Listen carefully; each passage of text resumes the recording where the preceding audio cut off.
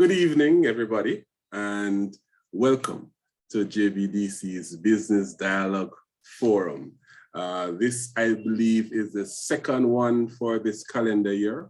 I know we have had quite a few since the financial year started. And don't worry if you're seeing like my eyes looking like three eyes, don't worry about that. It's all part of the show. And to make sure that you keep make sure that you keep awake and interested and so on. So every now and again you'll see my eyes turn into six, and that's just part of the plan, of course.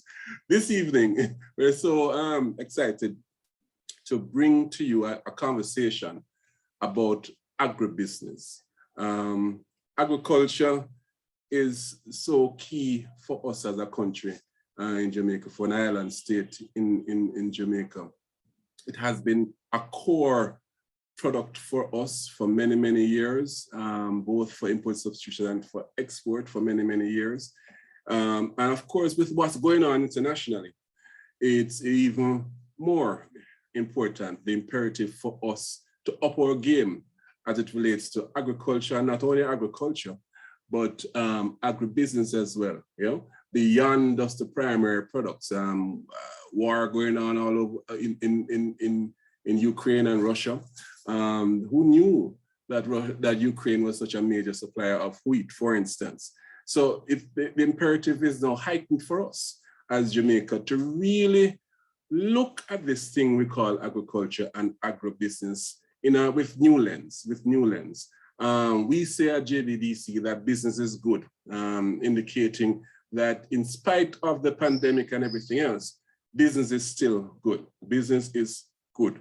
As a matter of fact, the Companies Office of Jamaica in the last couple of years have recorded its highest number of business startups, both business names and company names as well, indicating that persons are really feeling that now is the time. Now is the time to get into business.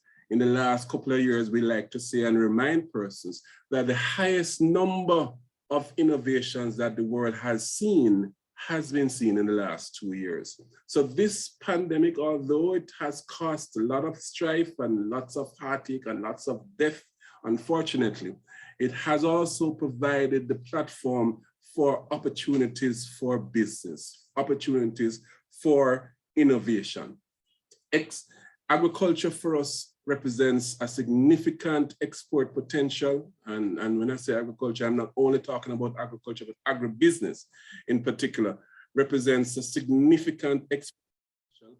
But just as important as that is the import substitution potential. You don't need to go further than just the average supermarket shelf to realize how critical this imperative for import substitution is. I was talking on a program this morning, and Lawson Hyman was quoting statistics about our trade deficit and that type of thing. Yes, that is a fact.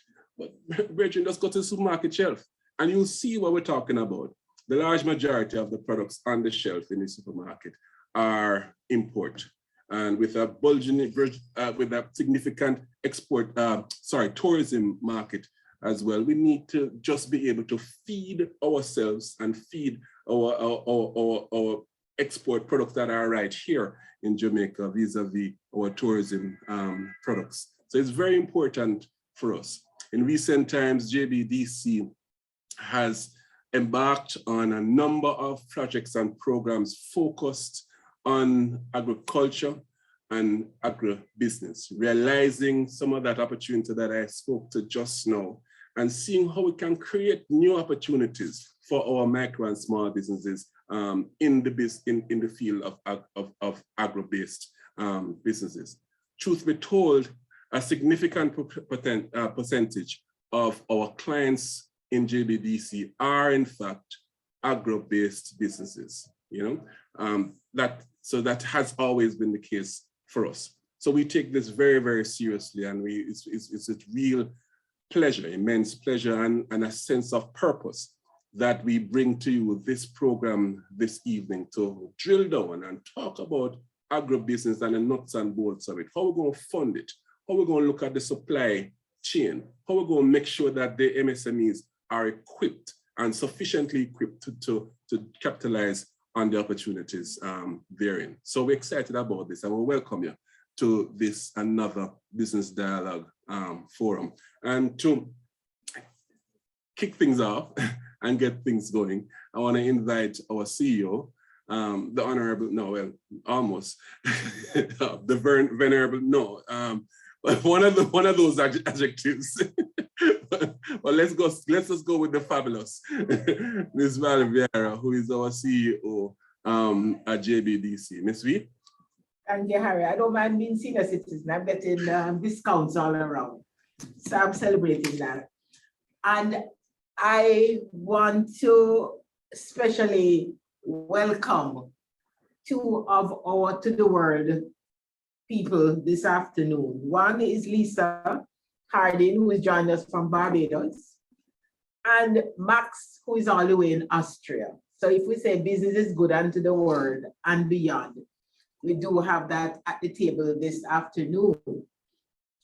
And I want to really endorse what Harry just said, and to say that this year, JBDC has a specific focus on doing more work with clients in the agribusiness sector, because as he said, it is becoming even more critical for us to focus based on what's happening in our environment, in the ecosystem. And I want to also marry it with the whole business of health and wellness, and to see how that becomes even more supportive of the work in agribusiness. Now in Jamaica, we talk about 41% of the lands we have deemed to be great for agriculture. But Harry also spoke about innovation, and to say that with innovation and introduction of technology, that expands that landscape even more. And we want to look at all those possibilities. And I'm sure some of that will come out in our discussions, our conversation this afternoon. And you know, our main responsibilities for the economic and otherwise development of the MSME sector. And we really want to help to identify those niches in this big, vast market space where our own clients can really make their mark, all the niche markets. But also to say how we use our methodology, and I know Max will speak about that, the whole concept of clustering, to really go to the world, how we're going to work more and more about that in this new financial year. So we are expecting great discussion this afternoon, and really to see how we can talk about pivoting with a purpose in this sector, to make sure we take all the possibilities on board for our client group. And that we're not talking only at the end where we're doing the production, but we talk from farm to table and all the in between, because we have to identify along the value chain those opportunities for development, because right along that value chain, there are many jobs, there are many business opportunities, and these are what we want to really get excited and enchanted about, and really bring it onto the table to make sure that the country benefits, and importantly for us at JBDC, that our clients really get that opportunity to grasp and really hold on to and develop those opportunities. I'm not going to say a lot because, you know, Harry will stop me, and I know he wants to do that now, but I just want to say that I'm looking forward to robust discussion. And when the presentations are over, our participants, you're part of the process, you're part of the conversation, and we want that exchange, because out of that exchange that we at JBDC extract ideas that we can follow onto, and really, you know, see how we can garner the required support for whatever we hear on the table that needs that kind of support. So relax, we are cool, we want it, just no sort of inhibitions. Well, don't say that. Most inhibitions need to be off the table, but keep the protocols and let us just have a absolute informative evening and a good exchange between all parties, presenters and participants. Let us work together this evening and come up with some rich new opportunities, maybe our expanded old ones that we can move forward on. So welcome everybody. And we just want to tune in and get all the ideas on the table. Back over to you, Harry. Thank you so much, Ms. V. And you know, one of the things that we pride ourselves on at JBDC is our partnership imperative. Yeah, we are where we are, and we go where we intend to go, striving on the wings of partnerships. And we boast the partnerships. We boast about the partnerships that we have with the private sector, lots of financial institutions and other private sector organizations partner with JBDC on several programs. We boast about our partnerships with the public sector. JAMPRO and Bureau Standards are here with us this evening, and many other public sector entities, both central government and otherwise, we work with in a very close way and co-create solutions for our client group. One pillar of partnerships that we are so excited about is our international multilateral agencies partnerships. And to that end, I want to welcome and invite Ms. Lisa Harding. She is the coordinator for MSME Development Private Sector Division at Caribbean Development Bank. Ms. V tends to get a little excited when you hear bank, because it kind of sounds like money. But for us, it sounds like another partnership that is waiting to be created to co-create solutions, innovative solutions for our MSMEs. And we have done just this for a project that I'm sure Lisa will mention, but we have been so excited about gaining and having that project funded by the EU, supported and managed by the CDB, about getting our agro-processors into the export market. But most importantly, Lisa, I wanted to welcome you to JBDC. We always say, once you are with us, we believe in family, familia. It means that you are part of our family. Your name is now Lisa JBDC. So without further ado, I want to welcome Ms. Lisa Harding to bring remarks on this occasion. Lisa, your turn. Sure, thank you very much. Ms. Valerie Vieira, CEO of the Jamaica Business Development Corporation, and Mr. Harold Davis, Deputy CEO of the JBDC. See, I'm already getting familiar, so I'm allowed to slip up and so on. Invited speakers, ladies and gentlemen, it's a really pleasure to be here this evening and to bring greetings on behalf of the Caribbean Development Bank. It's a really important theme, going global, developing the agro-processing industry for export, as the opening remarks would have suggested. I mean, it certainly is very, very timely. So we are all aware of the significant role that the agricultural sector plays in the overall economic growth of regional economies. And I want to stress here, particularly in rural communities.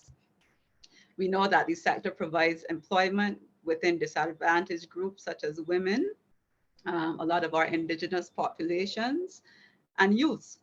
It also promotes diversification, generates foreign exchange, and favorably impacts import substitution. On the environmental side, the industry also contributes significantly through ecological services.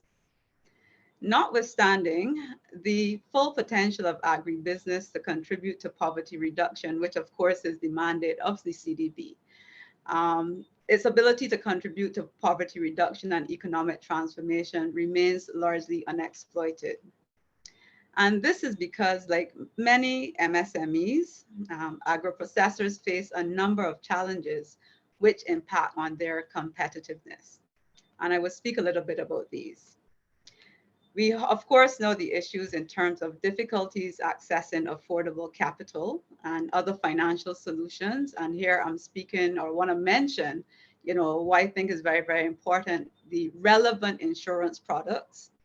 And I'm sure a lot of that discussion may come out in the panel. We are also, the sector struggles with high costs of transportation.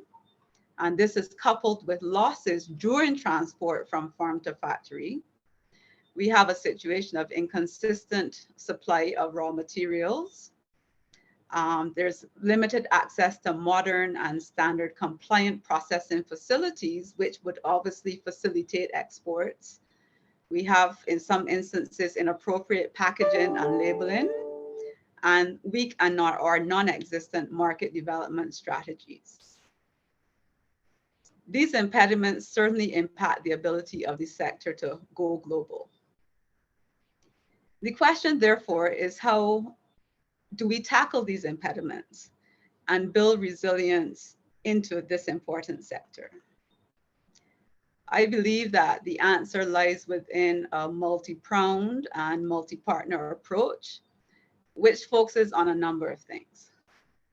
I always start with the enabling environment. I believe that without an appropriate policy and regulatory perspective, which includes the streamlining of business-related processes, and improving communication and engagement of MSMEs, and by that I mean far too often there are incentives or there are programs of support, but the MSMEs remain unaware. So we really have to, where I know that Jamaica is doing quite a lot in terms of improving the business climate. However, the communication to the ultimate beneficiaries needs to be improved. And this is not unique to Jamaica, this is across the region. There's also a need for supporting access to affordable funding. And by this, I'm also speaking now about innovative financing instruments, not just loans, but again, the whole financial ecosystem where we're speaking about de-risking of those MSMEs through credit guarantee programs, et cetera. As I said, designing relevant insurance facilities and targeted grant facilities to stimulate the sector. There's also, of course, ongoing need for improving infrastructure, particularly transportation and electricity. I mean, we all know storage and perishability when we're speaking about the agro-processing sector, how important that is. There's also a need to assist small firms with market research and intelligence, and this can be deployed through both national and regional institutions. And of course, growing, and when we're speaking about exports, there's also a significant need for improving compliance with standards, quality management, and technical market requirements. And I speak here about the FSSC 22000 certification, et cetera, and I'm sure all of you are all aware of these. And from the business development side, again, building capacity of the MSME owners and workers in areas such as good agricultural practices, good manufacturing practices, general business development, supply chain management, and understanding business cluster dynamics. So it is recommended that these strategies build on the ongoing development of the sector, and of course, using value chain and participatory approaches. We're not speaking in silos anymore. We have to think along the value chain. So in this context, efforts to promote and strengthen strategies linking value chains to both public and private purchasing markets should be continued. And, again, and there's, we talk about procurement here, and we need to make and really reinforce that linkages. So, and also supporting both forward and backward linkages and highlighting and promoting opportunities to move up the value chain. And I'm going to speak a little bit more about that towards the end of the remarks. There's also a significant need for existing national mechanisms to coordinate the supply of goods to markets from smallholder farms and agro-processors. And they're also, when you talk about linkages as well, I'm even going further. We need to facilitate greater linkages between the agro-processing sector and our schools, universities, and vocational programs. These really need to be improved. And, really here, we're speaking about improving the supply of quality labor to the sector.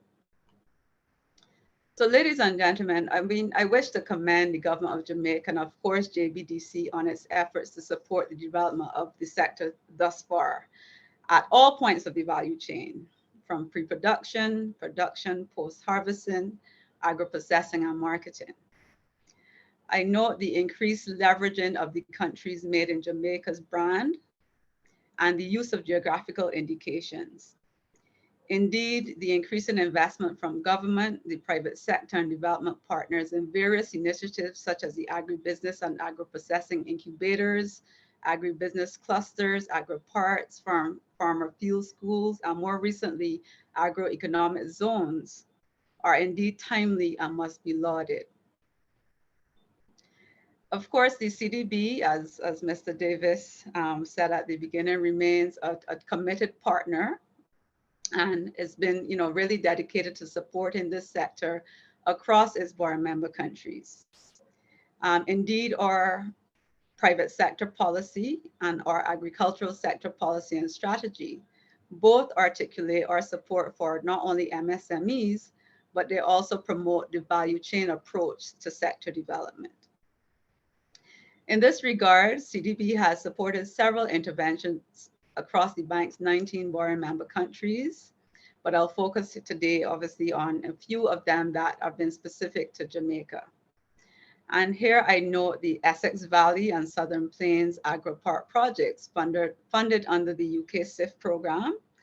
And these projects were designed to increase production and productivity of local commodities and increase the supply of raw materials for the agro-processing sector. And I believe what Mr. Davis was referring to, we also, through resources from the 11th EDF EPA CSME standby facility, are currently supporting two projects in Jamaica.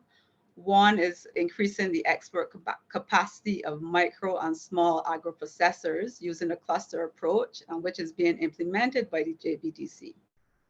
We hope that this project will provide access to an upgraded food incubator, training in world-class agriculture, and branding and marketing support for the Jamaica Harvest brand. There's another project as well, which focuses on the expansion of certification services by the National Certification Body of Jamaica. We have also, through our CTCS program, as I said, over more than 10 years, supported various types of small grant funds, funded technical assistance support. And these are focused around diagnostics, assessments of existing operations, market research, feasibility studies, marketing plans, and so on and so on. And also more recently, facilitating access to new markets. So in closing, I wish to share what I found to be a very interesting development recently.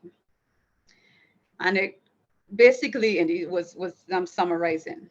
Ghana produces approximately 950,000 tons of cocoa beans every year, supplying about 1/4 of global production.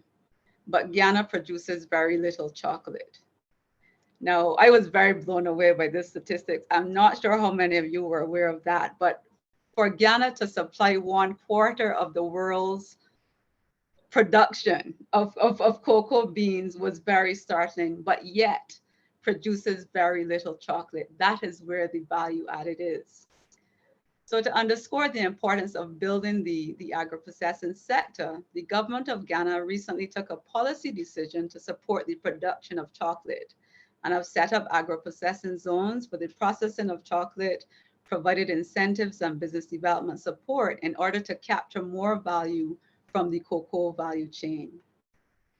Ladies and gentlemen, let us continue to work collectively to challenge the narrative that we in the region and Jamaica are primary producers and continue to be steadfast and deliberate to capture more value to highly sought after products that we have the privilege of producing, including dasheen, ginger, hot peppers, sweet yam, coffee, and cassava. Ladies and gentlemen, thank you very much, and I really look forward to the discussions later on. Thank you. Thank you so much, Lisa. And you know, that story about cocoa really kind of rang true in our ear, because just last week when we had our breakfast with the CEO program, it's a function that we share our programs that we're going to focus on for the financial year. And one of our success stories, a client who was part of our accelerator program, does the most delectable chocolate. So much so that when they reach into we have a shop, we have a things we make and store at our office, and these products hardly make it out to the other shops because the staff tend to indulge a little bit too much myself, Ms. V and company, you know. But he was pointing out, Lisa, that as a product, Jamaica's cocoa is considered a premium cocoa internationally, yet very few chocolate making establishments are in Jamaica. And that's a point that is so true. It's time we go up the value chain in many of our primary products that we in the Caribbean and we in Jamaica have become famous for internationally. Time we stop talking about yam and sweet potato and that type of thing, and start talking about sweet potato flour and yam toto and things of that nature, you know? So it's time we move up the value chain. And the last comment that I want to make, just to emphasize the point that you made in regards to a value chain approach to the development of industry is very important. And we go a step further when we think value chain and we create the habit to think value chain, is that for a value chain to be successful, every nodule in that value chain, every business model of a nodule in that value chain has to be successful for it to be sustainable and for it to bring value to all parties. Every nodule has to be successful. And the ones that are critical but may not be successful as a business model at this particular time, that's where government and other non-private sector agencies have to step in and fill that gap in order for the value chain to be sustainable and for the industry to grow and benefit everybody. So everybody along the value chain, the farmer has to be successful. The transportation from the farmer to the producer has to be successful. The manufacturer business has to be successful. The retail operation has to be successful in order to maintain a proper sustainable industry and a sustainable value chain. So thank you so much, Lisa, and thank you to the CDB for the partnership and the support and the work that you guys continue to do in the region. You all are doing some really, really important work in the region, and we want to say kudos on that work. So thanks, Lisa. And remember, you're Lisa, JBDC from now on. So let's go into our panel discussion. And we're going to start with our own Colin Porter. Now, Colin is the manager for our technical services department at JBDC, certified growth field advisor and all of that. Good thing is that he went to a good university. He graduated from St. Augustine with a BSc in industrial engineering, just like I did, probably a year before him. Don't watch the gray hair that him coming to the table with and all that type of thing. But apart from that, Colin leads a team of product and process development experts, engineers, designers, industry specialists, and so on. They are our innovation lab in a way for our MSMEs and for the organization as well.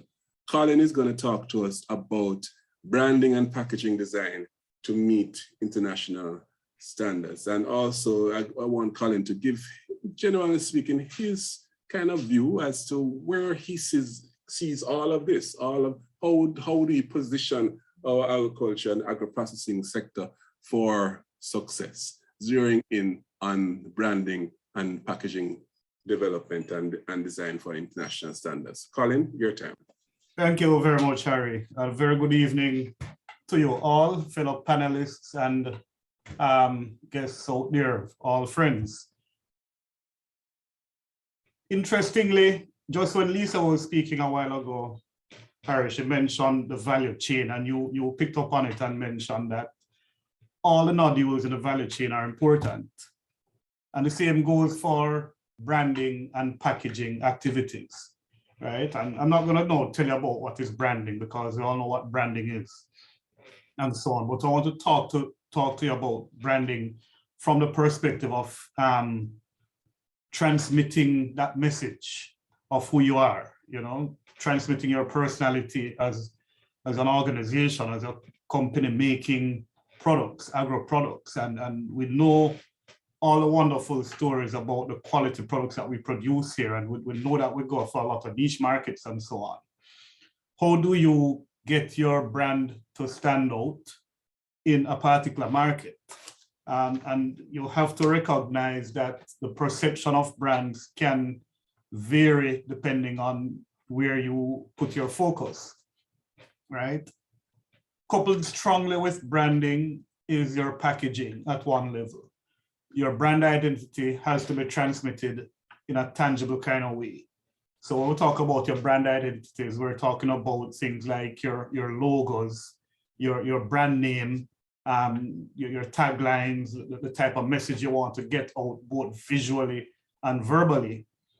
And so it is about aligning your brand message and your brand identity with packaging at one level. The packaging serves several purposes, as you realize, from containment and protection of the product. At a higher level, packaging is important for handling and delivery and all the logistics of ensuring your product moves from one point to the next. But the key part of packaging that I want to focus on and that we think about is that part of packaging that engages the consumer, right? It is a packaging that's on the shelf that is going to catch your eye. And that is where you have the marriage between the brand and the product, right? And so in the discussion, what I want to get out is how do we enhance or take advantage of the packaging that gets the brand messages out. I want to talk about some emerging trends in packaging, especially sustainability of in terms of the packaging materials and so on. You know, we are in an era where green, eco-friendly, reusable packaging is important. It has an impact upon what we do and the products we make. But I also want to touch on something as well in terms of the value chain. The players who are producing packaging, who are designing branding, are important for this industry. Ms. V gave you an idea of the size of the market earlier. 41% of our land is dedicated to agriculture, right? If we I don't have all the statistics, but the number of agribusinesses that we have is quite large and growing. And we're seeing diversification, not just for food, but for other purposes, wellness, cosmetics, etc., which are all agro-based. And so the diversity, the innovation in packaging is becoming more important. So we need to pay attention to some of those innovations. We need to pay attention to innovation in design. What are the emerging trends, consumer trends that people are picking up on? What is the new generation looking for in packaging? You know, what messages excite them? What visuals excite them? And this is important, you know, because the competition as well is going to be very high for food products. You're going to find several people doing the same thing and so be sustainable and be competitive. So you want to make your brand allow you to stand out while getting your message across, right? So as we get deeper into the conversation, those are some messages I want us to focus on. All right, and that's it for me now, Harry. We can move on to the next. Hey, thank you so much, Colin. Important thoughts, and I think important framework. And I deliberately wanted to start our conversation at the market end with branding, because many times we tend to tag it on at the end and think that it will happen based on what we conceive to be the quality of the product itself. It don't work that way. It's something that we have to approach in a very deliberate Exactly. to make sure that the brand is coherent with what the market is looking for and That's the right. marketing strategy and so on. If I can add on, Harry, one of the things we like to tell our clients here when we're guiding them on product development is that you need to, the minute you have your concept for your product, you need to start developing a concept of your brand and your packaging. So as you mentioned, it's not an add-on afterwards. So the minute you conceptualize that you're going to make product X, you should have an idea early what the packaging will look like, what your branding will look like, what colors Your brand strategy will be. Brand strategy overall, So yeah, that's a very important point, and it's something that we encourage people to practice. Your branding starts from day one, in parallel with your product development. Absolutely. Thank you so much, Colin. I really appreciate that, and certainly I have some questions for you at the time for question and answer. I want to move on to my good friend for many years now. I went up as if she not consider me a friend. I consider she a friend, so it matter. She is the manager for sales and promotion, agribusiness at JAMPRO. And like I mentioned before, we pride ourselves with having strategic partners, both in the public sector, private sector, and in the multilateral agencies, certainly the donor agency industry as well. JAMPRO has been a close partner of ours. In fact, we share the same ministry, and several programs that we do in partnership with JAMPRO. So I want to ask Marlene, my friend, to speak about this afternoon how it is that we are. What do we have to bear in mind when we are going global with our agribusiness, fulfilling the global demand for brand Jamaica through export? Marlene, what are your thoughts that you have to share with us this evening? Thank you, Harold, Ms. Valerie Vera, Ms. Lisa Harding, and other panelists. Ladies and gentlemen, good evening. It is indeed a pleasure for me to just share with you in this discussion here. I am particularly excited about the topic itself, which is really fulfilling the global demand for brand Jamaica through exports. I want to confirm right up front that what is implicit in this topic itself is that there is a global demand for brand Jamaica products. And so there is no question about it. I'm talking about products made in Jamaica, and I can attest to this from my own experience in going into the markets in the various trade shows and events that we have participated in, as well as from our day-to-day engagements with our exporters. There is clearly a demand, and I'll probably add a strong demand for products made in Jamaica. We have seen studies that have really observed, that have looked on the products, the Jamaica brand products, brand Jamaica products, as being one of the strongest brands that you have out there.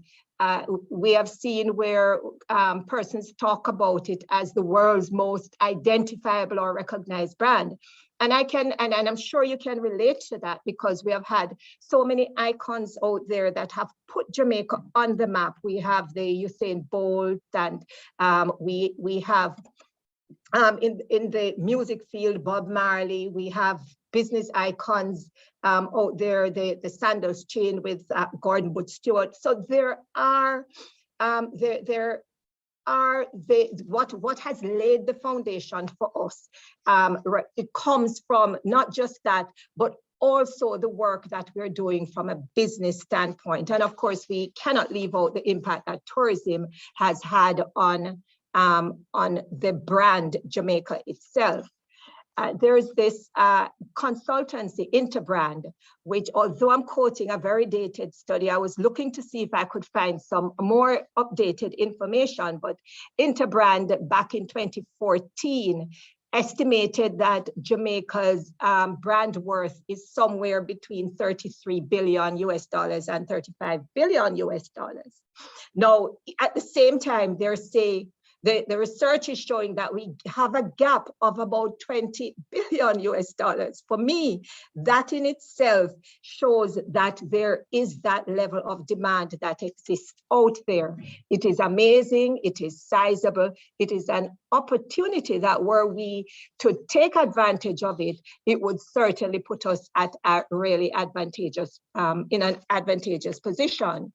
With this kind of opportunity here, it's some questions may come to your mind, and it's something we could probably talk about a little bit more, is are we sufficiently, given this, the brand Jamaica itself and its worth, are we sufficiently protecting that Jamaica brand? Are we capitalizing on that brand? And if not, how can we leverage that the Jamaica brand in a stronger way? And let's talk a little bit on the protection side of it. We know, for example, that we lose out the protection itself. We're actually seeing where we have players on the market from other countries who are putting products on the market and labeling them as Jamaican made. Some of them use other terms like Jamaican style, and the Jamaican flag gets on them. So that in itself is a message to us to say that our brand is clearly worthwhile for other people to be really seeking to copy or to take advantage of our brand. We see it happening with our coffee, our Jamaica Blue Mountain coffee. We see it happening with our sauces and spices, or jerk especially, even ackee, and a number of other products. I can't go into all of them, but we do see that happening. But there we have a challenge though, in that to protect our brand in this kind of global space, it requires resources. And we know that JIPO, the Jamaica Intellectual Property Office, they do a lot of work in this area to protect, to police and monitor the brand, but it is a huge space you have to acknowledge. And so operating in there can create that, it's going to be demand some resources there. Then again, now, when we go to the matter of capitalizing on the brand itself, it raises a lot of other issues as well, which we could also discuss. And one is our capacity to take advantage of what we have shown as that gap. Are we positioned to take advantage of it? And what would it mean to take advantage of something like this, opportunity like this? And certainly the matter of investment comes to place. I heard Lisa talking about the business environment reinforced by others as well. The whole area of innovative financing and affordable financing, because all these are ways in which we can get closer to taking advantage of what is that global opportunity out there. How do we meet those standards that are out there? Because we do have production in some instances now, but we are not able to take advantage of some of it because also of the fact that we're not able to meet the standards. And just to mention one of the key one is innovation, which we probably don't we talk about it, but how much do we do in that space? And what really does innovation mean? Is it about creating new products all the time? Maybe not. It could be about a new process that we probably seek to implement. It could be a new marketing technique. It could be just about different ways in which we innovate so that we can take advantage of this huge opportunity that exists in the global market space. So in closing here, I just want to highlight that the opportunities are in fact real, Mr. Chair. They are in fact real, and it is how do we, the private sector, government, make this a reality for us? I mean, when you look at what it is for our, what we're talking about as the gap, you may say, this is so much more than our GDP. Well then, how do we challenge ourselves to get our production level up, to get our productivity up so that we can take advantage of this amazing opportunity out there? Thank you. Indeed. Thank you so much, Marlene. I noticed you didn't comment on the friend thing, but it's all right. Laughed with it, Harold. It's okay, it's all right. But don't say already, say no matter if you don't think so. But thank you so much, Marlene. One of the things that you said that really rung enough alarms for me and for JBDC is the whole business of innovation. And we have often said in recent times, especially, that that word has been bandied about so much, especially in recent times. Persons say, boy, you need to innovate and pivot and all these kind of things, and persons really don't know what it is. And they'll understand that in order to innovate, innovation is not creativity. Creativity is just one element of innovation, you know? Innovation is not invention either, per se. Innovation is about value added and sustainability, you know what I mean? And you're right, to say innovation can be incremental or it can be radical. I think that we need to do for our MSMEs is demystify this business of innovation and to strengthen an innovation ecosystem in the country that is okay to innovate. There are resources that will help you to innovate. You know how to innovate and when and to innovate and so on. One of the things for sure though that we need is innovative solutions to business development. And one of the innovative solutions to business development that has been around for a while and that JBDC has been preaching for a while is the strategy of clustering. And my next speaker, who I'm going to introduce to you now, will speak about that as well as his own perspective of the topic itself.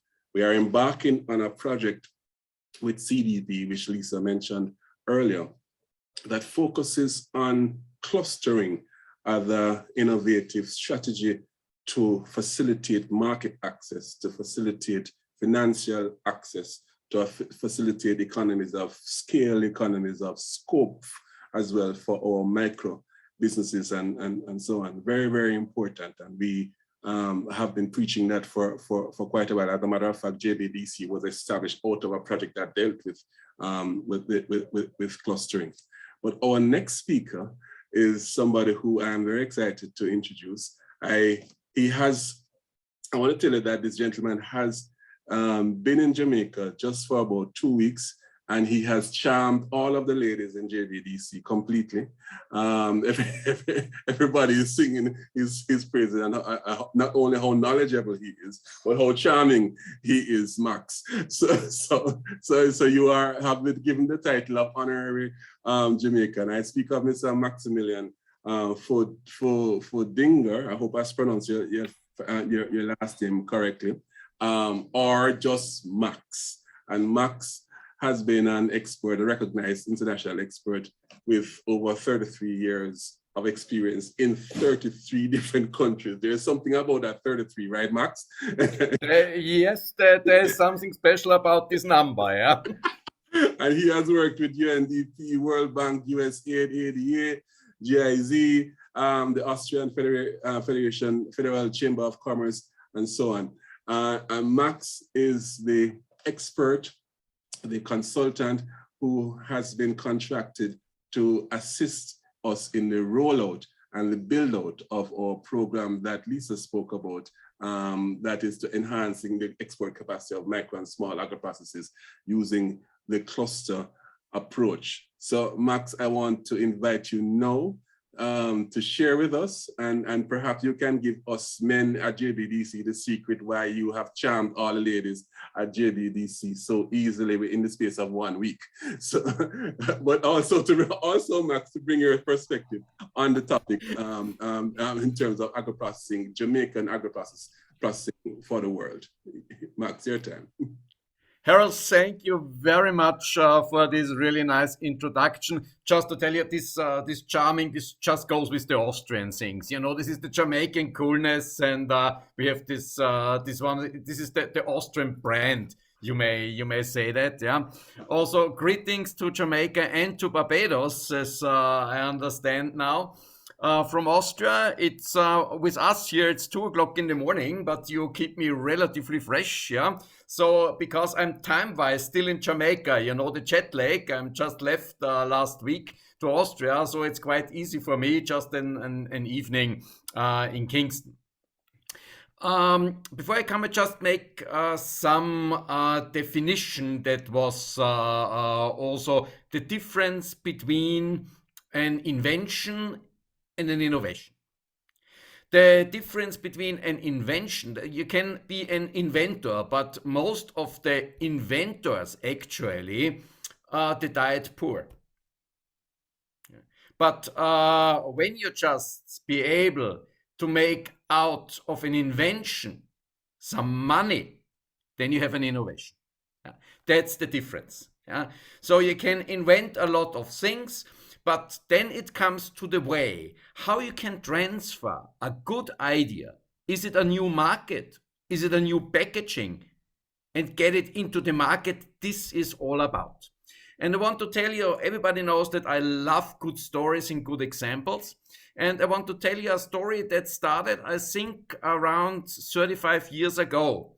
When I was on the university, there was a gentleman who, Mr. Matischitz, who was selling a drink at the university with some of his students. It was something, it's very, very tough to get innovation in the food industry. This is what I really have to say. This is one of the most complicated things. And he came with a beverage. And he said, listen, this is a beverage that gives you wings.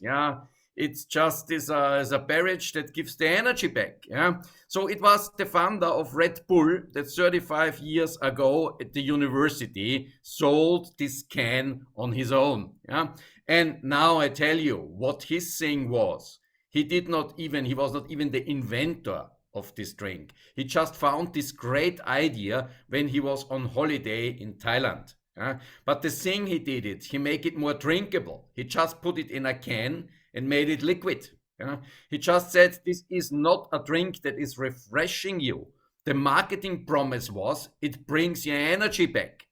And suddenly, he had all his own category. Just understand one thing. When you just remember the first person on the Mount Everest, this was Sir Edward Hillary. But if you come afterwards, you always remember the first. Who was the first person on the moon? You always remember the first. The second is not of interest. But when Reinhold Messner, who was an Austrian, we remember him very well, but he's very well known in Austria as in Europe as an alpinist. He was the first gentleman who was on the Mount Everest without oxygen. So he made an own category. So there was already something there, but he changed it and made something new out of it. And this is what you have to learn all about. When we coming now to this one in agro-processing, it was also quite mentioned, this coca issue. What some countries and governments often think is to export volume. Always it's the volume. Yeah, but I'm not aiming for volume in Jamaica because Jamaica is, as Austria, small. Yeah, so we even have not agro-processing in volume. We can only go up with value. And there are some things that we have actually to combine and make then out of these ingredients that you have there, make him something which you cannot copy, because this is also the thing. Just that the Jamaican flag, intellectual property, the protection is very tough. Yeah? You have some ingredients there which are relatively unique. Scotch bonnet pepper, for example. This is something where I really have to say, yes, this is a taste experience. Yeah? And when you just look on the things, instead of exporting, yeah, like Ukraine was also mentioned. Yes, Ukraine was a huge wheat exporter, but do you also know that they're number 2 in oilseeds? Yeah. So, but they were selling only oilseeds. Yeah. But the profit was made in other countries where these oilseeds were processed into oil. So what our idea is, and this also comes to the cluster idea, that we are not taking just agricultural products, making this agricultural, exporting commodities. No. In a cluster, we want to add more value as possible and then export it. And the second thing is in a cluster is, it was also mentioned, the problem where we get this intelligence about all these markets. When you are a small company, when you are a micro, in all the experience, the micros have no chance to get all the information that is necessary to go into a country and export it. Yeah? Because when you just look at them, when even a business trip would be already very expensive for a lot of them, from the micros, especially in the agro fields. Yeah? So what we have to bring them up, first of all, and this in the cluster, let's say, to feed them up, to make them strong so they can go in the market. We will not target the big supermarket chains because the small producers, they will not even have the slightest chance that they can come up. Hey, can you provide me with 2 containers a week with this pepper sauce? No, we can't. The small containers can't do it. This is maybe firma Grace can do it, yeah, but not small producers can do it. For this reason, we have even to look as from the other side, from the buyer side, also buyers that fit to the small structure. Yeah? And then comes this cluster idea, falls all into place. Yeah? There is, for a small buyer, you cannot go for a big, for a small producer, you cannot go to a big buyer. You also must have a small buyer for them so that they fit together and they both can grow. This also leads us then how we can make this. Yeah? Of course, we have to develop the small and medium enterprises and the micros even more. So, and this was the first step, what we are actually doing. So we are just setting up the cluster, and the cluster idea is, we did a gap analysis, and by the way, everything that was mentioned also from Lisa, you know, problem where I can get funding. Yeah. What is the packaging problem? The packaging problem, the branding problem, yeah, the labeling problem, the certification problem, all is there.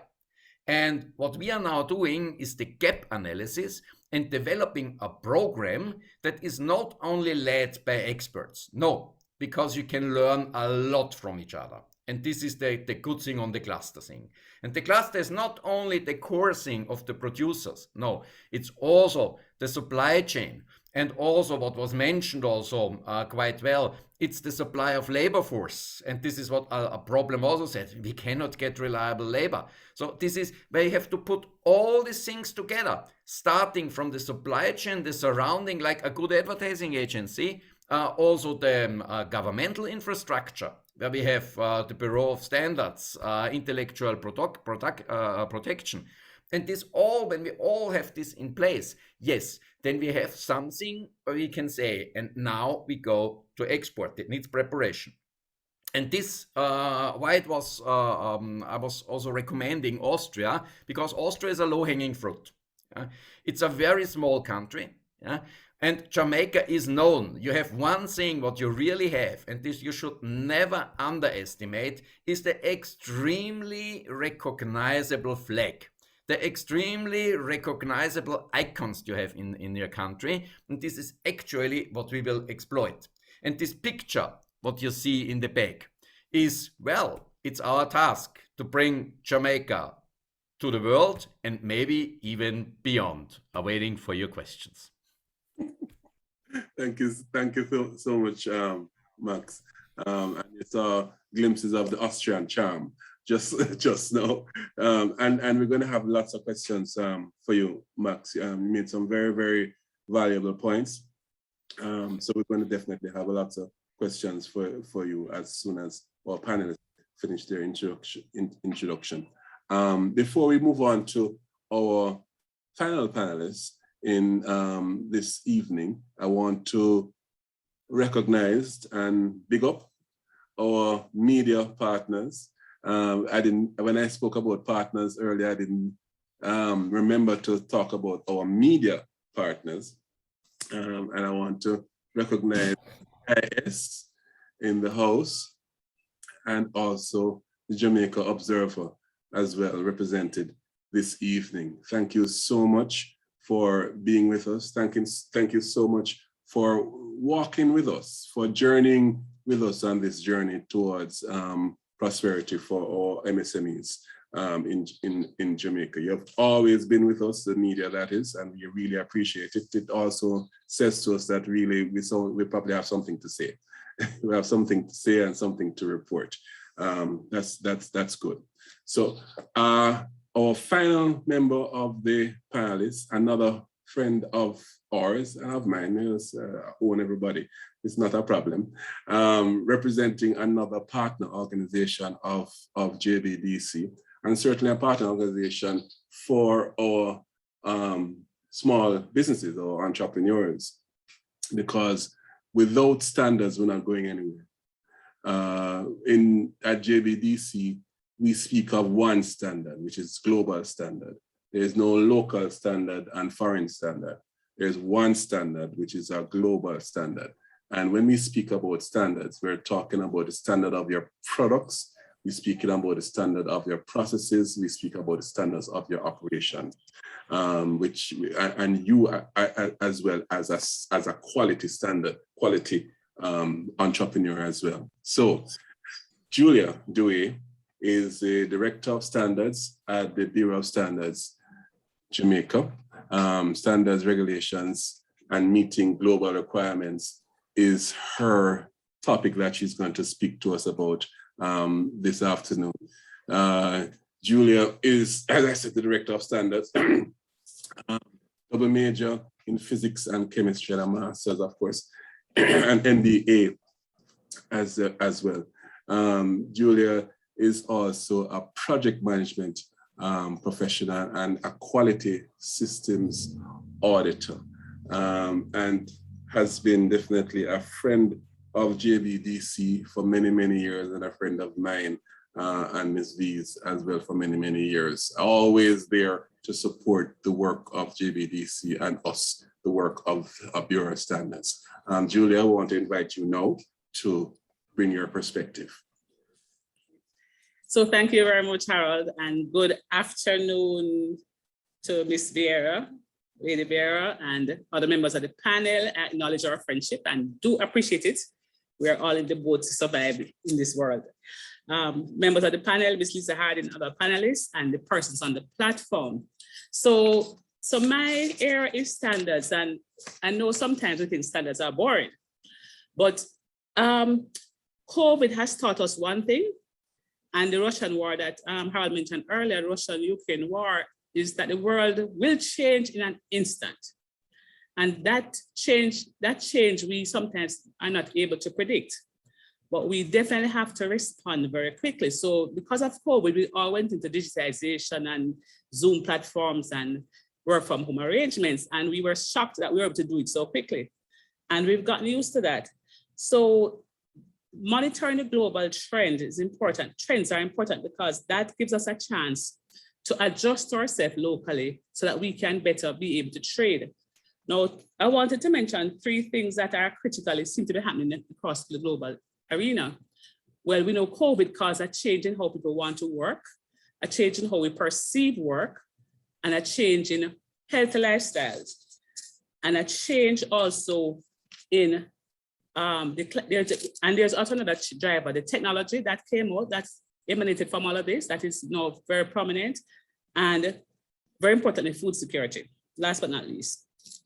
So to be able to respond to these changes, we have to standardize, because, you know, we spoke about innovation at length, but we can, one of the ways to be able to tap into the global marketplace is to, while we innovate and create or change what we're doing, we have to write it down.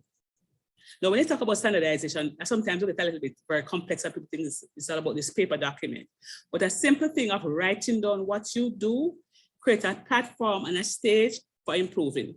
So if you were making something and you were to add 3 parts of something and 4 parts of another thing, and you get this particular flavor or component, then you can play with it and say, okay, so if I add 10 parts or 1 part of something, and how will it change things? But once you start writing that down and you write it down, then you are innovating, and you'll get to a point where you've created a new or changed product and innovated yourself into something. So this applies all across the value chain, from farm to fork.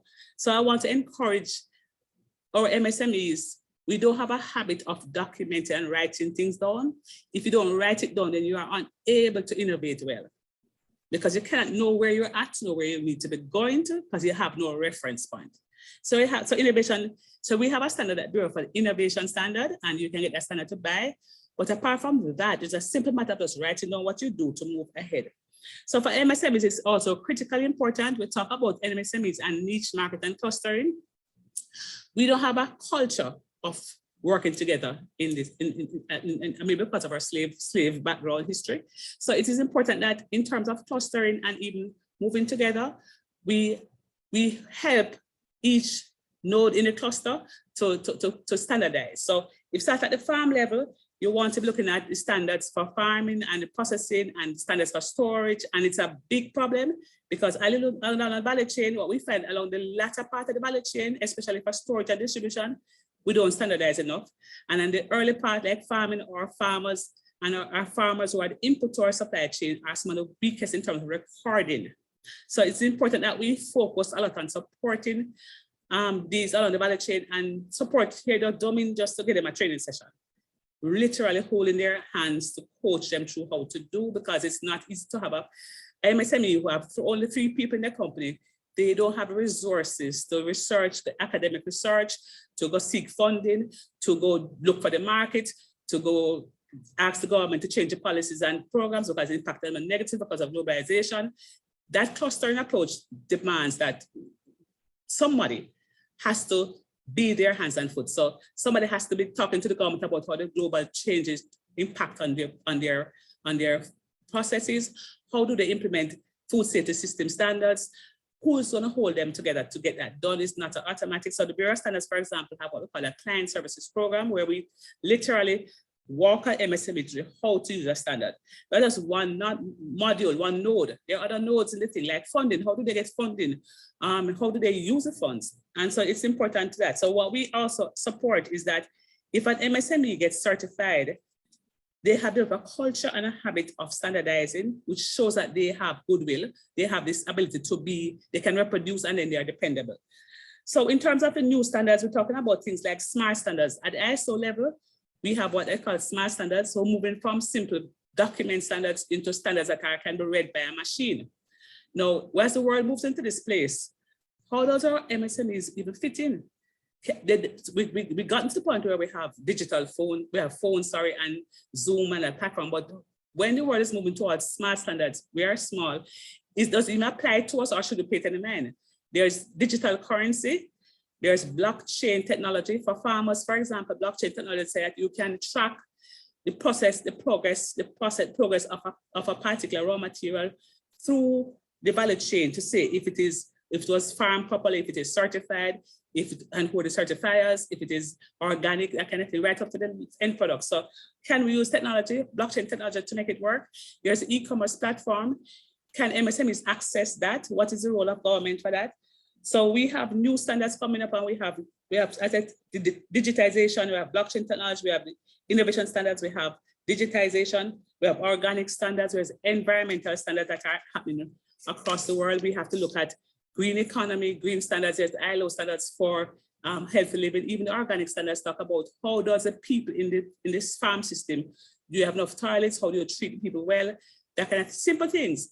But there's a need to get involved in terms of understanding the standards and more importantly, implementing the standards. So what is happening is that lately we had even the FDA saying that there are new standards for agricultural water to make food. And this is happening very rapidly. FDA had a session also on should we have regulations for each commerce trade and how do we work with that? And they're thinking about it, has that in place as yet, but guess what? They are thinking about it. So how do we get our people to participate and to even make a comment or even understand what do we say to make a difference that we are not locked out of the market? So as we move further, we have regulations like FDA regulations. We have locally, we have the process for registration of persons going into trying to export and into the global market.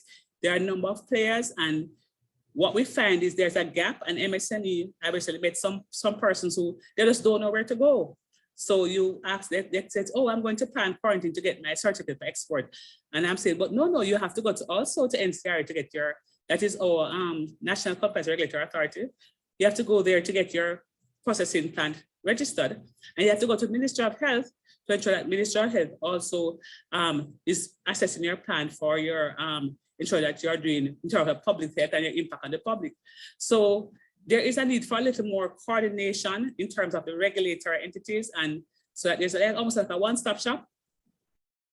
How do we know what's a step to get? So MSME is struggling, and when we speak to them, sometimes they know they're to go to SRC for something, they're going to plan quarantine for something, but they don't know the sequence of events. So sometimes at the Bureau, we're trying to, in our client service program, we're trying to organize and schedule that. But the partnership, as Harold talked about, is important so that people know, so that we can have a process that people, MSC will know this is the first step, second step, where do I go and what can I do simultaneously to get to the point of exporting? Because it can be a circular route which doesn't end very quickly. So the big question is, how do we use standards? How does regulations impact on us? Who are the regulatory entities? How can we work together to make it as more seamless to get our MSMEs to a point? How do we support MSMEs? If now with global trade and e-commerce, I can imagine an MSME can go up on a platform and send his donuts maybe to Florida if he can reach in one day. Why can't we do that? Why do we have to go to the big a trailer, a container of things? We can we get into a Walmart store, and we can MSME can be able to sell their few products through e-commerce and through e-trade. Can we have contract manufacturing where MSME would be contracted to a large company like Kellogg's so that they have a lifeline, which is a consistent, and there's a developmental relationship happening with MSME so that the MSME will continue to grow. There's a contract for 10 years and they'll continue to help them vertical integration backwards. Red Stripe does it to a certain extent, so does Grace Kennedy. Can we look at various models of how do we support an MSME through the process? It doesn't have to be one thing. Clustering is one. There's a vertical integration backwards. Bring the person up with you, bring a few companies up with you. I think as a team, we can find ways to pull the MSME, pull the major drivers of the economy and pick a few, pick 4 or 5. Ginger, pineapple, whatever, cassava, and let's pull 4 or 5 sectors in and pull them through the work process from beginning to end. We standardize, we regulate, and we get them to where we can safely say they are now sustainable, we can let them go, and the economy is growing. So I thank you. Thank you, Julia. Very interesting. One of the things that came home forcefully to me is that we definitely need a very, very clear roadmap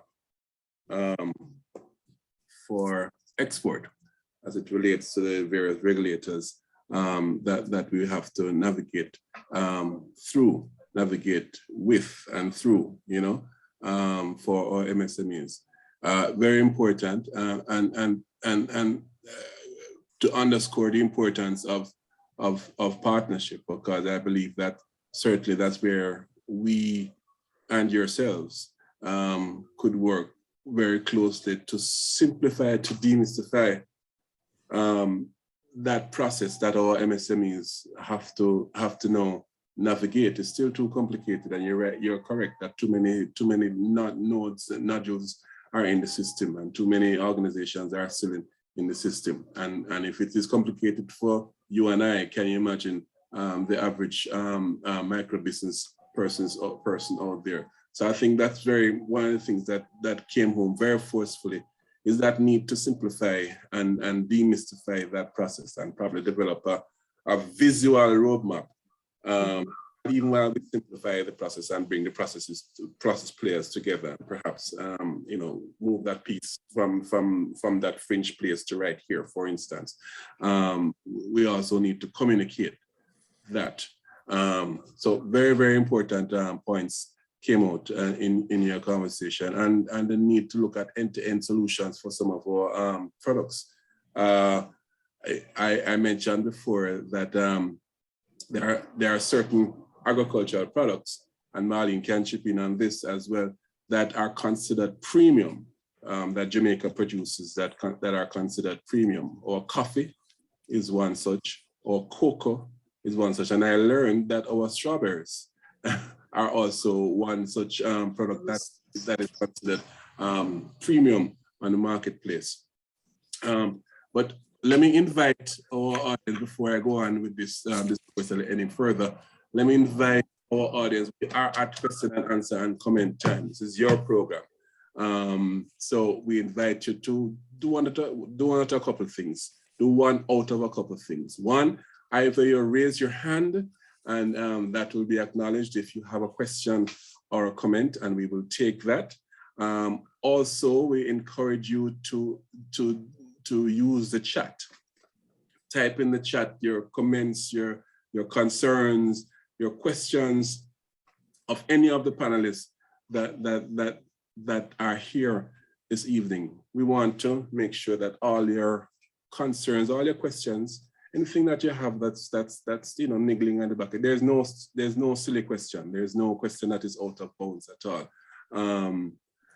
So we want to encourage you to do that even while we continue this conversation. One of the things, panelists, that I wanted to explore, and Marlene kind of Julia kind of half touched on it as well as Ms. V in her earlier comments as well. Where do we position Jamaican agribusiness product? Now, we know that we have said before that we have to obviously go up the value chain, and we need to come out of the market of primary products only.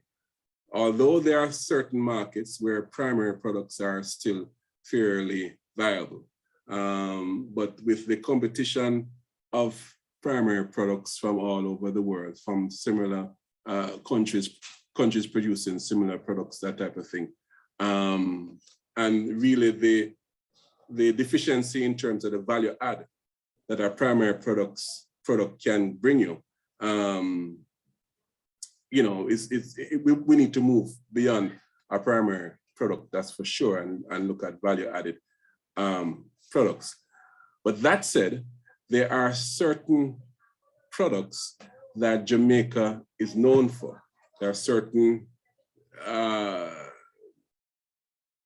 we are known for our sauces, I would think. We are known for our coffee products. But Marlene will tell you that if she see one more sauce, she's probably going to go mad, go crazy, because where do we draw the line in terms of innovation, panelists? And where do we direct our small businesses in terms of innovation and innovative new products? And I'm expecting to hear that will guide what we're doing. But just before I see a hand, Colin, but just before your comment, there's also in recent time been a plethora of cosmeceutical products.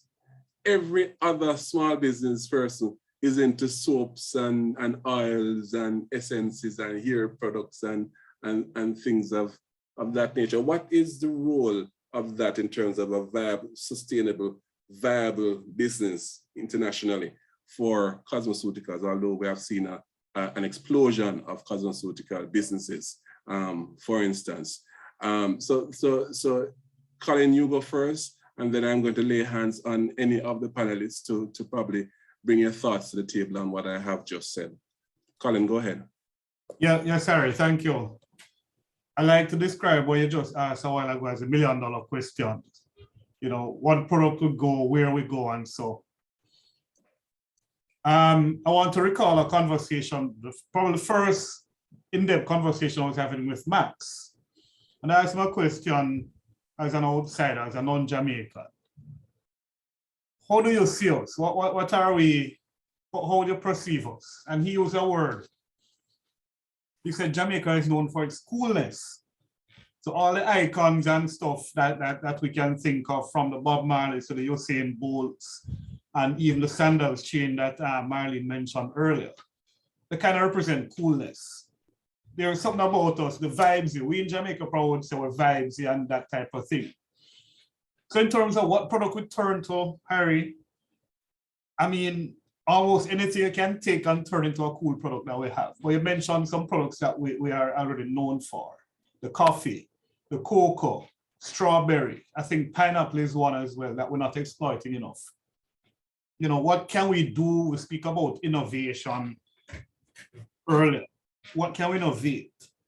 Couple that with certain global trends, which really are long-standing trends about wellness, about being healthy, and so on. What healthy products can we do from these? Whether it is dried thing, one of my favorite things to eat is dried pineapple, you know, and dried mango and stuff of that nature, the fruit leathers. But just about anything we do is for me, sometimes not what you make, but how you make it. And again, how you package it, how you brand it, how you make it appealing for the new buyer. Packaging is moving in a smart direction. You know, you don't have to pack too much things on the label these days. You have a QR code or NFC near field communication that you hover your phone over the product and bam, it directs it to your website, directs it to your Instagram page, and you interact with the product, even though it's something you're going to consume or you may use for your own health purposes, but it adds that level of interactivity. So, you know, we have our teas, we have our oils, well, so many products. I mean, but it's just the approach that we use to bring that coolness to the product, to the brand. Marlene, your take. I know if, like I said, as Jampro, if you say one more pepper sauce, you're probably gonna scream and pull out all your hair out of your head. Patrick Kelly, I see your hand raised. After this conversation, we'll go straight to you, Patrick. But you first, Marlene, and then yes, you know, perspective on it. Right, you know, Harold, I was going to start with the where does fresh produce stand in the whole thing relative to that, you know, relative to the processed goods side. But I really have to come to that point that you make about same old, and, you know, more and more sauces and all of that. The buyers are saying to us, look, come with some innovative products. And I'm using that term again, different kind of products. And they're not just asking for the different kind of products. They're also looking for a portfolio, because when they go forward, they want that portfolio. I know for certain goods, for certain products, when you specialize in one product, you can see, that is something that can really be impactful. But in the food space, sometimes there seems to be a tendency to prefer that kind of a portfolio of products. Yes, they're not looking for the same old.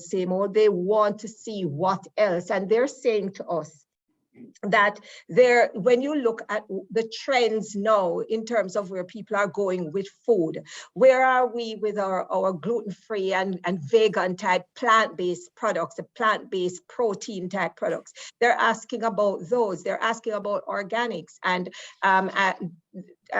Julia mentioned the whole matter of certification for organics. That's something that we really need to move quickly. to address something like this, because we're being left behind in that whole process.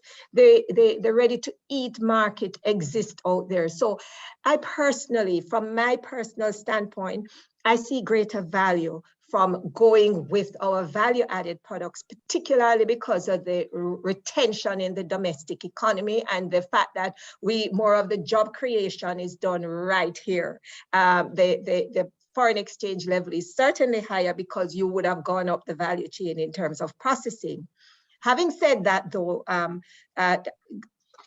one of the things you have to remember, Harold, is that there is a place too for fresh. Our papaya is so sought after. We can't meet all of the demand we're getting for our papayas. And this is not a question sign above it. These are demands that come to us.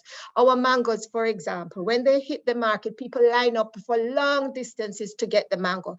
I think there are opportunities for us to go up the value chain. And should we be doing some other things with our mangoes, making mango powder, mango chips, mango juices, whatever, then I would say, yeah, let's go there. So in the meantime, while we're looking to attract these investments and trying to see how much we can, go up the value chain here, there is an opportunity for the fresh produce, even for some we're not even doing enough on now, or we're not even focused around, like avocado and breadfruit. And for all of these, there are things we can do up the value chain for them. So huge opportunity right across. And I want to move away from same old, and just a final comment on same old as well. Even when we're talking about some of these sauces, what about the buyers sometimes will even take some differences in flavors, but it's just that we're having too much of the same pineapple, same sauce, and the same. How do we do that differently? Are things that we're asked to come to the table with. Great stuff. Max, what's your perspective? Before Patrick, Max, what's your perspective on that? There's a very interesting take on that. But one of the things is in the food industry, I have seen always, it's not the food, it's the story. Yeah. So you have to tell a story about the pepper sauce. You have to tell a story about the mango. You have to tell a story about the Blue Mountain coffee. Yeah? Because people, they love to buy a story. They love to see somebody behind. And this is the way where it all sums up. If you just look on these things, what are the food trends now in Europe? Yes, you were absolutely right. There's vegan. Yeah? This will more and more and more. But you know what the funny thing is? It's not only about food. It's about vegan cosmetics. It's about vegan clothes. Yeah? This is something, and then you have a story to tell. Yeah, and also one thing is what I was really was thinking about. Unfortunately, you have too less organic producer in Jamaica. So if you have organic, if you have vegan combined, so in a product, it's vegan, organic, and it has a story. Hey, come on, these are the hipsters. They will buy it, because they want to have it. And if you add something in addition, which is also this fair trade level, it's not about these certificates that are mandatory. Yeah? There are some certificates you just get to give you a marketing edge. Yeah? You just said, listen, with my product, I support women in a very small village, and they are able to bring their children then afterwards to university. Yes, this is what people buy. They're buying not only the food, they're buying the story. They want to do good something with it, and they want to have fun with it. This is what we are aiming with the cluster, by the way. Great stuff. That's the answer I was looking for. Patrick, Kelly, you have your hand up. Unmute your mic and ask. Good evening, everyone. Okay. Good evening. Protocols observed. My first business passion was farming, and after listening to your presenters this evening, I'm ready to give it a second chance. But you mentioned you've been discussing about the roadmap for export, And as Max just mentioned, we need a lot of organic producers in Jamaica. Now, I have access to 17 acres of land. How can JBDC walk with me step by step in producing raw materials, such as cocoa beans, for example, to supply the markets? Thank you so much. 17 acres, I mean, that's a decent start in terms of what we would do. And Julia can come in as it relates to the roadmap question that she alluded to just now. But what we would do is that exercising at least one or two of our partnerships that we have, like with ARADA and AIC, we know with the partnerships of these entities, we can properly direct you in terms of what crops and so on to plant. But I also encourage you as well that we look towards, Marlene spoke about some of the non-traditional but very, very popular, but there are others. There are other non-traditional things that don't lend themselves to things like Preda and that type of thing. You may have heard that JBDC is embarking on essential oils incubator. And the oils that we're going to be focusing on include moringa, ginger, turmeric, and we want to look at things like neem, and we want to look at things like what the fancy one name Colin that Triana mentioned the other day that produces wonderful oils. So I want to encourage you to think a little bit outside the box when you're thinking of outfitting your 17 acres.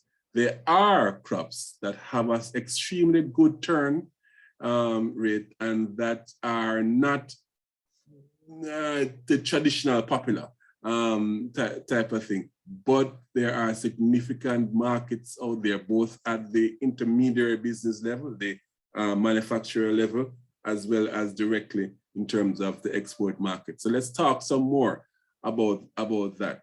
Your Marlene just said that no matter how much papaya we do, they'll gobble it up. Similar story with our strawberries, similar story with our pineapple as well. So so I would encourage you to have a conversation with us. We would sit with our partners to make sure that we guide you accordingly. And of course, in terms of the business now, the business prowess, and making sure that the business model is the right thing to do. And the regulatory framework that you need to consider is also appropriate. We would also, with the Partnership Farmer Bureau, would help you to do that as well. So, hope I answered you. I see Leaf. Sorry, okay. Forrest, you wanted to comment? No, go ahead before Leaf. No, you had said that I should come in after. So Yes, please. Yes, okay. yes. Well, just to add to Leaf. Let's come to you here. Just to add to what you said, to Ms. Kelly, Patrick Kelly, to Harold just said. Also, I find that I think also we need to, so JBDC offers business planning and Jamper offers sales. I think in terms of, I like to move from the backwards to forward. So when you have the discussion with the team, Ms. Kelly or Patrick, then you can decide on where are you going with this, which product you'll do. And I really believe I'm very much into sales. So I think that we have to define where you're going to sell the product. And from that backwards down into what you plant will be what is required. I think once you know there's a source there's a market for your final product, then we go back down the chain into what are you going to be planting and what are your value-added products. I mean, there are new techniques also, Harold, that I think we need to speak to, like hydroponics. There's cultivated meat. Climate change will mean that a lot of farming that we do will change because we have droughts and we have disasters in terms of hurricane and weather will destroy some of what we do. So we kind of have to plan backwards and plan properly and maybe diversify in terms of what you farm, how you process it, and where the market is sending it to. And so there's a multiplicity of possibilities, but I think it has to be structured, as Harold said. JBDC is here for you in terms of your what you call it again, marketing plan and business plan and that kind of thing. But I do believe that once I think I have a market for something, I'll make all of it. And then I find a market. Once I have a market, I'll make it and I'll do different processing techniques, and it can happen. Just to support, just have the discussion starting. Harold? Yes, Marlene. May I just make a comment on something Julia just said, which I think is really very important. And we find it from JAMPRO very often, that persons come and they just say, you know, I want to do a particular product or I want to grow something, and then expect that the market is going to necessarily be there. You take the research, you need to research what the demand is out there before you just get up and say, I'm making this product because I am going to create that demand. Creating the demand can be much more costly than understanding what the market is demanding and then creating the product around it. And with respect to the land, though, one of the things I would recommend to Patrick, I don't know if it's Patrick but the person who spoke earlier on, is that if you're going to if you have the land, before you even decide what kind of the crops that you want to do, make sure you do the research first around the soil type and what is best grown in that area, because it really can matter at the end of the day. Sometimes a particular area may be prone to certain kinds of issues for a particular crop, so you have to bear that in mind as well. Thank you. Great stuff. Harold. Great stuff. Thanks, Marlene. I just want to extrapolate a little bit on that point, and that is before Leaf, Forrester, James, and then I see Jervain Johnson. I hope that's how you pronounce it, Jervain or Jervain, I'm not sure. Anyhow, you'll correct me, I'm sure, when you speak. But for us, it's about business is business for us, yeah? Business is business for us, whether you're talking about agriculture, agro-processing, furniture, fashion, whatever it is. Business is business. It means that we help you to look at a business model that starts with a value proposition to a particular market segment. See, that's how it starts. So it start this up, and then you decide what you look. There's a market segment. You decide how it is that you're gonna set that up. You decide now on what value you're going to add to that market. And then now you start thinking about how you service that market segment with appropriate products. In some instances, and this is after you have established, or sometimes and randomly, you may create a product that everybody just love. And it starts that so it starts with a push, you know. But most times there's a pull based on what the market segment is saying to you and how it is that you're going to add value to that. And even when you're doing that push in a registration, a product that you're going to now take to market, and a new brand product, an innovative product, it's based on the research from the marketplace that tells you that there is this need, there is this pain point where you're dealing with, you're satisfying, or there is a gain point that you're going to add to this particular market segment, and then you come up with a product after that. So I just wanted to extrapolate on that. Leaf, Forrester, James, you have your hand up, your time. Yes, Mr. Davis, thank you very much. Before I even start, I just want to say a big thank you for this initiative. This comes in the follow-up of the training that I'm on presently since last week. And this is something that I've been hoping for 16 years. I am one of JBDC babies, from fashion to farming now to processing. And that's where I'm stopping. I'm 72 years of age this year. 72 years. Good. And I am a budding entrepreneur, and I'm proud of that. Of course. Good. Now, I would like to say, I don't want cold water to be thrown on my sauces because sauces are here to reign. Sauces, you can't get too much of, especially Jamaican sauces abroad. For the past 16 years, I've been working on a catalog of seasoning and sauces. And when I don't get things going my way, I go into my kitchen and I pass my time in developing different formulas. Thus, I have 23 formulas awaiting. I'm hungry, I'm waiting to exhale. And so, right now where I am, I was taken away, I was dragged away into the Canadian market because when I process, I give away my things, I sell very little, and it took me, I did not pay the fare. I did not pay the fare to go to England. I did not pay the fare. My sources took me in these places as far as Switzerland. And I am saying now that I am ready to produce these. The only thing is that I do not have a facility where there is no meat, nuts, nor shellfish or MSG being processed. And the market that I am going into require this on my label. Just last week, while I was at the training, Miss Lindo Triana make some contacts for me. So I'm going to see somebody on Wednesday in Kingston who to see if they will accommodate me, because there's a big company, a big Jamaican company that is not funding the festivals in Canada this year. And they want to know if they can get some sauces there.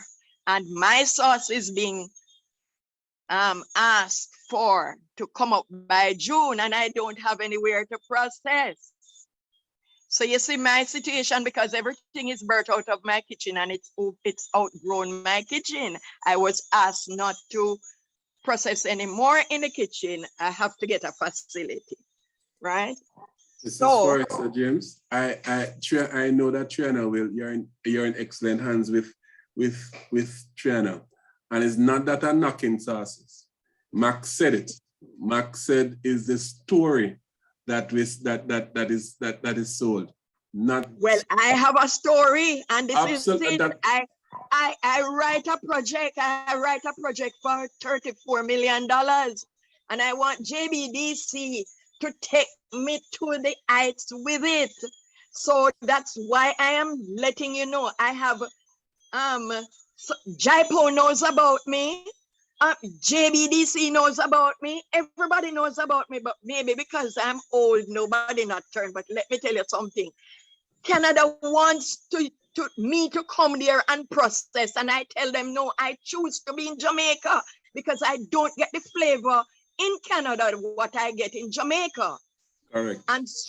And so my project it's a small shareholding project that takes in suppliers, farmers, everybody, and we have to sit at the table, and I long for JBDC sit down at the table with me. One small comment from mine, which was quite interesting on that. A friend of mine who knew that I was in Jamaica asked me, can you bring two things? Please bring me one Jamaican mango and Jamaican pepper sauce.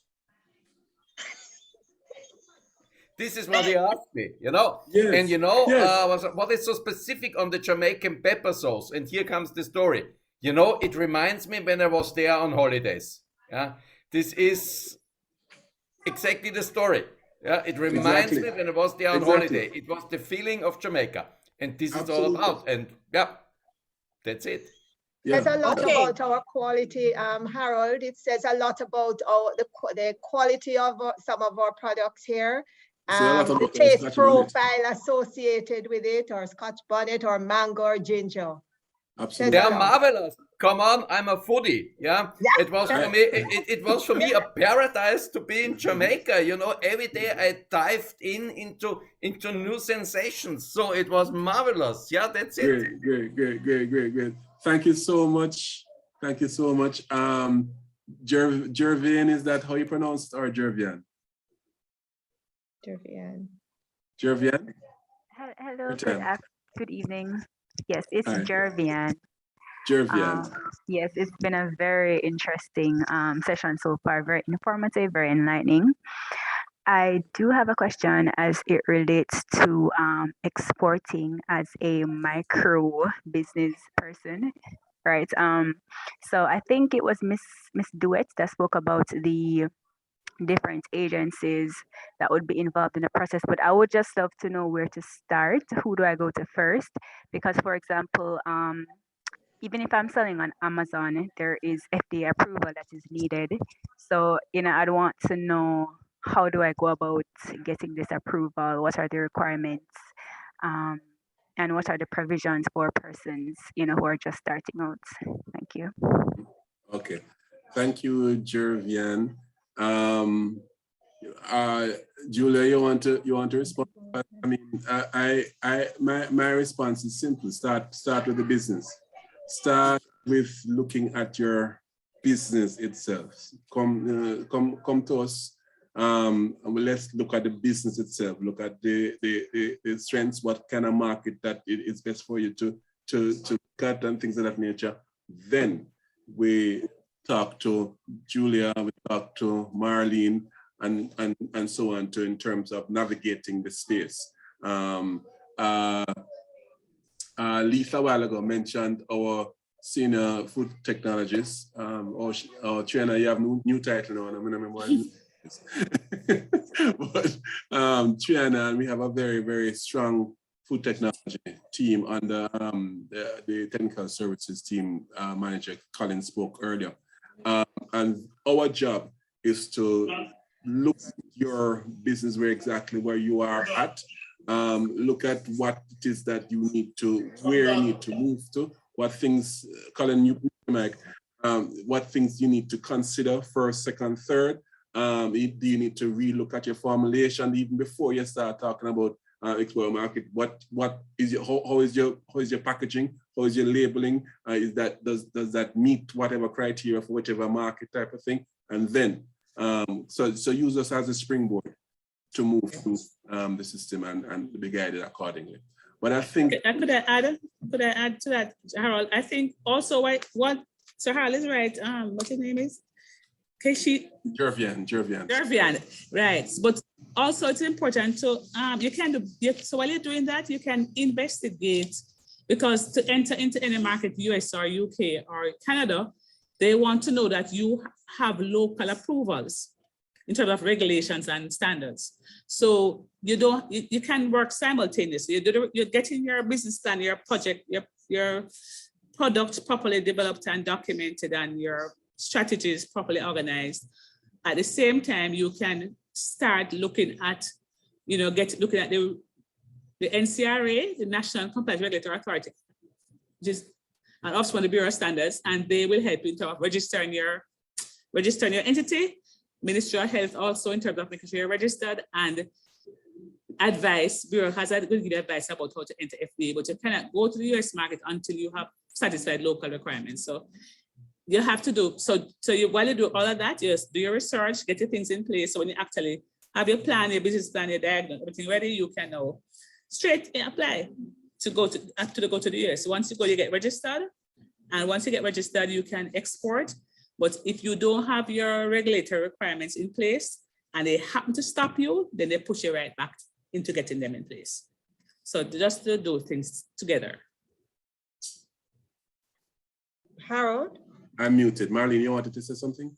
Yes, I want to really underscore something that you said about really checking first on the business. I think it is so important, because sometimes we see companies come to us to register to export, And it is at that point you're really looking at it and say, what about that level of readiness? I know JBDC would check their financial readiness, their management readiness, all of this kind of readiness that you know before they would come into the market. So I really appreciate that comment from you that they need to focus on that first, because you really don't want to start exporting, Harold, and then have to stop because it affects your brand. You're killing your brand before you even start there. So it's very important what you said.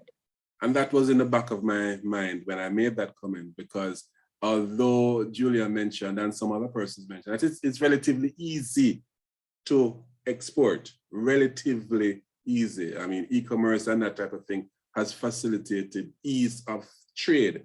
I mean, of certain, some, let's not call it export, let's just say somebody from foreign buying your product, right? That is relatively easy to happen. But what you don't want to do is to get into the market and can't stay, or get into the market and you realize that either your process wrong, or your product wrong, or even your logistics to get to the market wrong. You know what I mean? So you don't want to do that. You want to make sure that when you enter the market, you enter it sustainably, and you enter it so that you can scale and grow, you know? All right, last question. I have Keisha. Is it Hitchman? Keisha, you have your hand up. Yes, it's Hitchman. Yes. Thank you. All honey. Yes. Originally a bee farmer. I produce honey. But in recent times, we have been experimenting with value-added products. And, you know, one of them was a cosmetic, a moisturizer made from wax. But the other one, which I'm really proud of, is fruit wine. Originally sweetened with honey, but now I'm using granulated sugar. So my question is, it's a new product, really something that Jamaica is not known for, wines, fruit wines. How do I approach producing this wine, getting into the market, so that it works for me? I've been listening to the presentations, all very good, wonderful points. And I heard you speaking about getting into products that are not demanded of Jamaica, but I really do think that my wines are really good quality. Not just me think, but we're doing all the testings, etc. So let me get to the point though. What's your best advice to someone like me producing something new? I would think innovating fruit wines from Jamaica, competing in the international market. What's your take on that? Right. Excellent question. And I want to hear Max's take on it. But before you respond, Max, let me tell you something. Brand Jamaica is so strong. Brand Jamaica is so strong. And one of the things that is very, very little spoken about, we don't speak about enough, is the things that we are strong, that makes our brand strong. Max spoke about the cool factor, and the fact that we have so many icons and the black, green, and gold. But some other things that we are known for international is our strong culture. The fact that we, and reggae music thing and the whole piece of culture and its creative industries, and also our culinary delights. Persons know Jamaica for food as well. I mean, the experience when you come to Jamaica includes food, and that is why a couple of years ago, the Ministry of Tourism was trying on the gastronomy product route, So I believe that once we have, and I'm taking, before you come in, Max, I know you're probably going to go down the same road. Once you have a strong story about using Brand Jamaica as a flagship, and by the way, I love your label it, but using Brand Jamaica as a flagship, I believe that for niche markets, we can compete. I believe so. I don't know, Max, what's your take? Well, one thing it just popped into my mind just when I saw this. You have the coolest bees in the world. This is something what I can already say, you know. This is the bees that have the reggae vibes, that's bringing the honey. This gives the special flavor. This is something, you know, I have the story behind. Yeah. And Exactly. one thing which was extremely funny that was in our workshop last week, I just was looking for a vision. Yeah. And somebody said, well, our products is, you know, all is delicious, nothing suspicious. Yeah. So this is something which is so good. Yeah. And when you're coming for products, they are not that known, but the thing is, go on the things that are known. Yeah. It's a product of Jamaica. Yeah.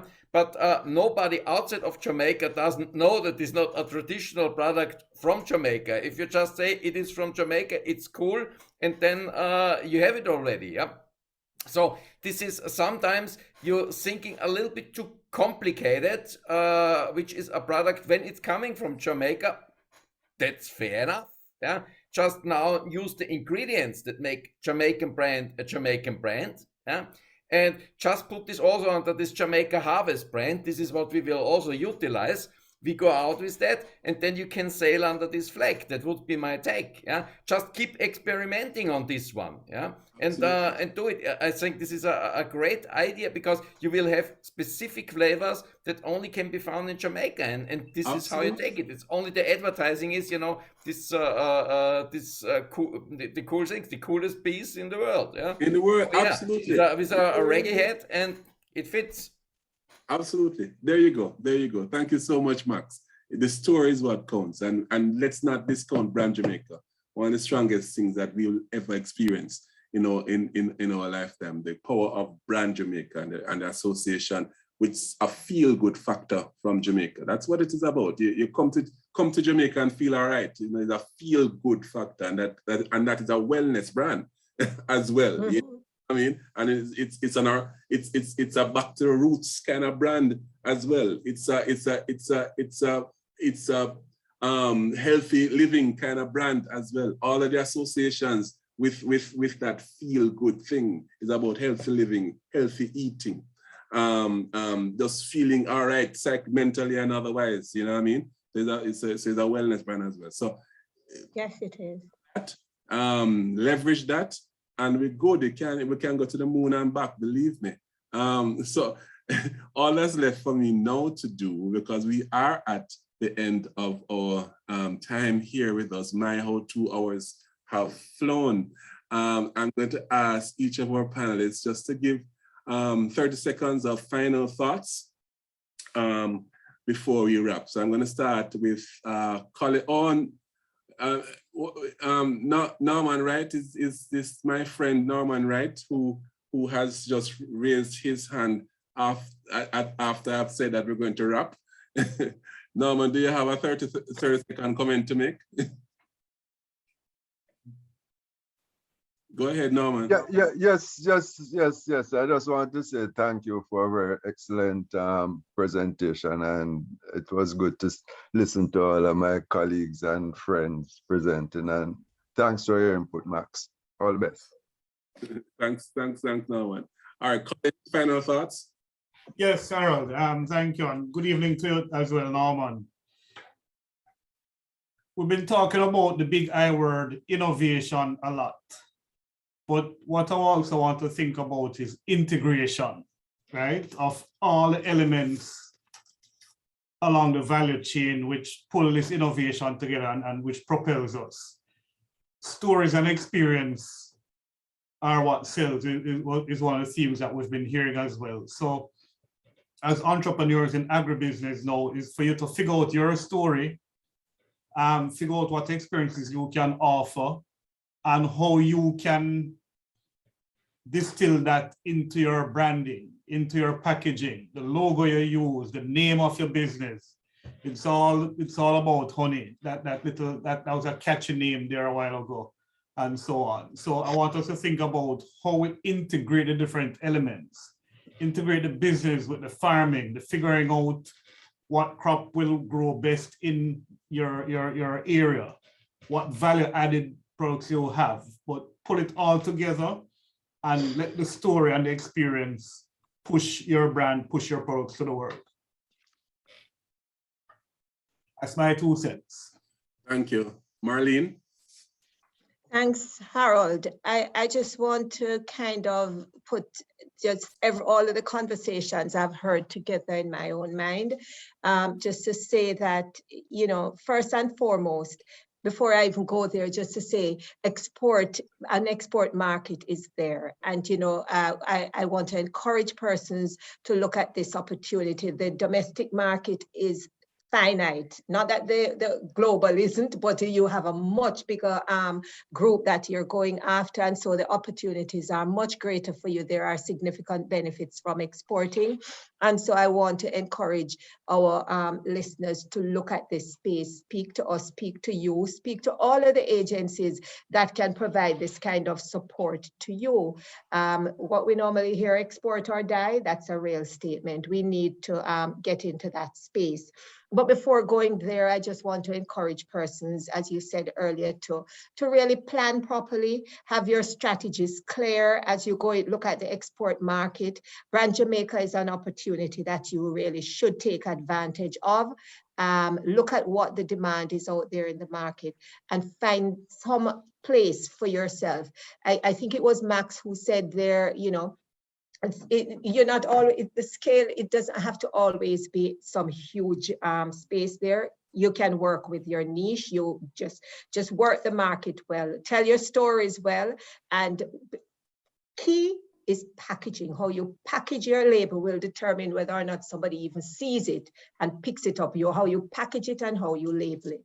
So I just want to wish everybody all the best as they go into this, as they venture into the export sphere, and make a great opportunity of it by using us as best as possible, Harold. Yeah. Thank you. Thanks, Marlene. Max? Well, also from my side, just some last comments. You know, when you're on the shelf in a supermarket, you have 5 seconds till the customer sees you. Yeah, that's your chance. Yeah, so you have your ideas. What I just say is do the things right. Yeah, do the right thing. And what we are helping you then in the cluster is, that you do the things right. Yeah, so you must have the right idea and the footwork. We help you to go there. That's the things. That's for my 2 cents. I'm really looking forward to be very soon in Jamaica. All I have to say, it was an experience, and I really have to say, love you all. See you soon. Thanks, Max. Julia? Right, so just to wrap up so I'm from Bureau Standards, so I have to pivot back to my standards. So just to say that along your journey to where you want to get to, use standards well. It doesn't have to be a national standard. I mean, you develop your own company standard, have some level of what is the product that you're making, and how do you know you've made the right product? So in your innovation and your creating of new products, document, write it down. And when you're starting your journey, tap into the resources available. The government have a lot of agencies available, tap into them, let your thoughts be known, get the support you need. And so as you move along that journey, and when you decide to enter the market, whether it's by yourself or in a cluster or just supplying another large manufacturer like Kellogg's, at least you'll have institutionalized and standardized your operation, and you'll be able to sustainably produce that end product all the time. Jamaica was once called a place of samples. We don't have to be on that road, and there's standardization will get you past that. But I really implore us to use the agencies we have available, because without those agencies, you will be fighting a much harder battle. So work the agencies, let your thoughts be known, and as you go along, you standardize. And call the Bureau if you need help in any kind of standard support. All right, thank you, Julia. And thank all panelists for participating this evening. It was a good conversation. I learned a lot.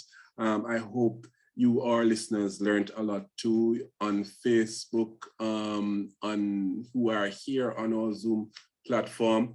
I want to thank Ms. V for participating and facilitating, hosting us this evening. I want to thank Lisa Harding from CDB for your contribution and continued partnership and the work that we are doing together and we will do together in the future. Thanks to our panelists. At JBDC, our mantra for this year is business is good. Business is good. But a word of caution is that it's not business as usual. It's not business as usual. It's time for us really to reimagine the way in which we do business, and don't be afraid of this thing called innovation. Incorporate it in your business. Ask us how, because it's just, it just don't say it and it happen like that. Ask us how, and we will guide you. It's also an important time, as we say all the time, for us to reimagine our business support mechanism. And we at JBDC are committed to that renewal, that constant renewal of our business support mechanism through our partnerships. We constantly try to reimagine and co-create innovative solutions for you, the MSMEs. I thank also the organizing team, the corporate communications team, with the support of the IT team and so on, to get this right, as they always do. Thank you, media, for being here. JIS, Jamaica Observer, we're looking forward to the stories coming out of this.